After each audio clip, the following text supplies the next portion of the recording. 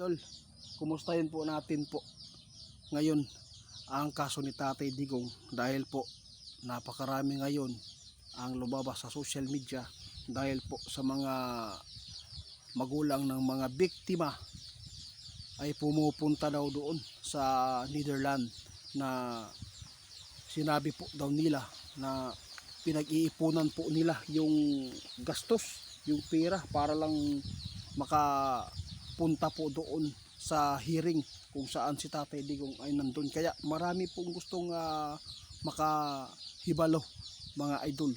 Pati ako hindi ko alam kung sino talagang gumastos dito. Kahit ako, napakahirap kaya.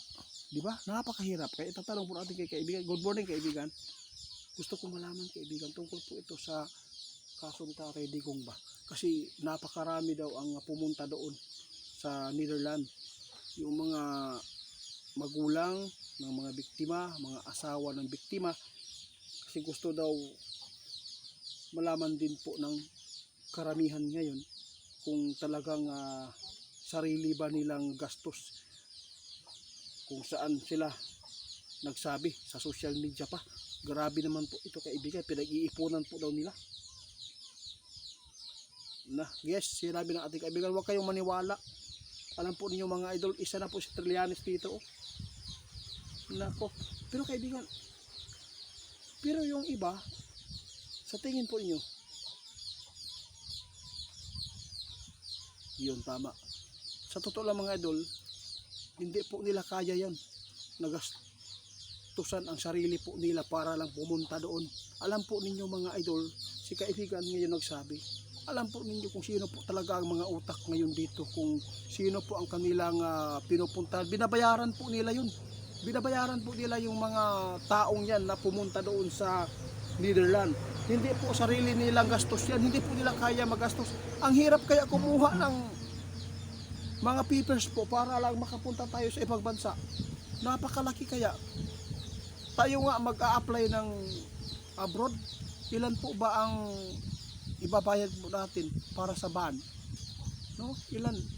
Kung iisipin po natin, okay lang kung mayaman po yung mga biktima. Kaya siguro nila, di ba kaibigan? Tingnan po niyo, sabi ng ating kaibigan mga idol, buti na lang kinukumusta natin po ang kalagayan po ngayon sa kaso ni Tatay Digong dahil po sobra na po talaga ang mga ginagawa nila. Hindi talaga sila titigil na mapataob itong mga Duterte. Grabe paninira. Nah, ito ang sabi ng ating kaibigan mga idol. Sa totoo lang, hindi po nila kaya gumastos at hindi na po nila kaya na sayangin ang oras nila na igugol po dito. Sa totoo lang mga idol, malaking natanggap po yung mga taong ito eh. Sa totoo lang, ito lang po ang masabi namin sa lahat po ng mga magulang dyan. Kung may mga anak tayo ngayon o mga kasama sa buhay, no, mga husband, baka gumagamit po ng hindi maganda, mga illegal na droga, ha? Tingnan po ninyo ang nangyayari. Walang tao na mga inosente na pinudas lang, na walang mga ginagawang masama. Pero ang mga droga, mga idol, ang nagamit ng droga, ang kanilang binibiktima kadalasan mga inosente.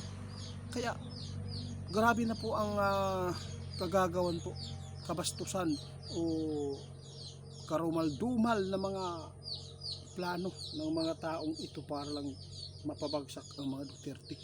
Kung marapatin sana ng mga biktima na maglantad na lang na talagang hinikayat sila at umamin, hindi magpalabas lang sa social media parang scripted na talaga, di ba kaibigan?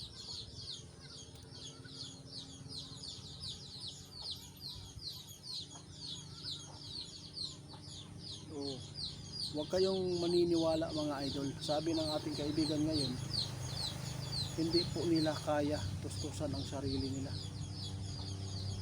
Ang hirap daw kumuha ng mga papers.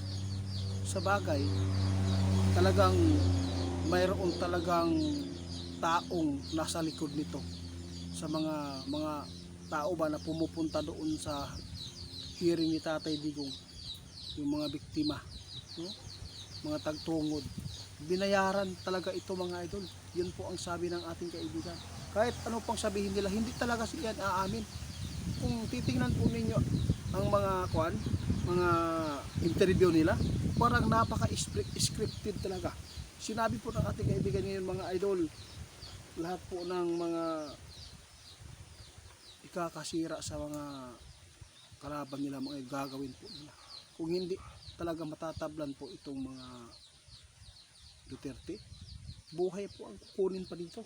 Yun po ang totoo. Ano lang, kung maganda, maglaban na lang po ng patas, di ba? O, tama si kaibigan, baka sabihin na naman po ninyo, o maka Duterte, hindi, nakikita po natin eh. Ano pa ba ang nangyayari sa malita-malitang pera? Walang baliw, walang buang na umamin dito. Walang magnanakaw umamin dito mga idol. Yun po ang tandaan ninyo. Kahit nabulgar na, ang daming palusot. Kaya wala talaga tayong makukuhang maganda po dito sa bansa natin. Kasi sabi ng iba, mas pinili nila doon sa ibang bansa kaysa Pilipinas. Totoo naman yan. Napakasuklam talaga isipin ang batas natin dito. Tingnan po ninyo si FLM, anong nangyari? Nauna pa siyang nahuli kaysa mga milyon-milyon na si Jesus. Nauna pa siya kay Atong, si Atong mamamatay tao. Tingnan po ninyo, nahuli ba? Dahil sa pira. Yun po ang titingnan po natin. Sobrang dumi ang ating mga idol, yung batas natin dito sa bansa natin. Sobrang dumi. Yun po ang totoo.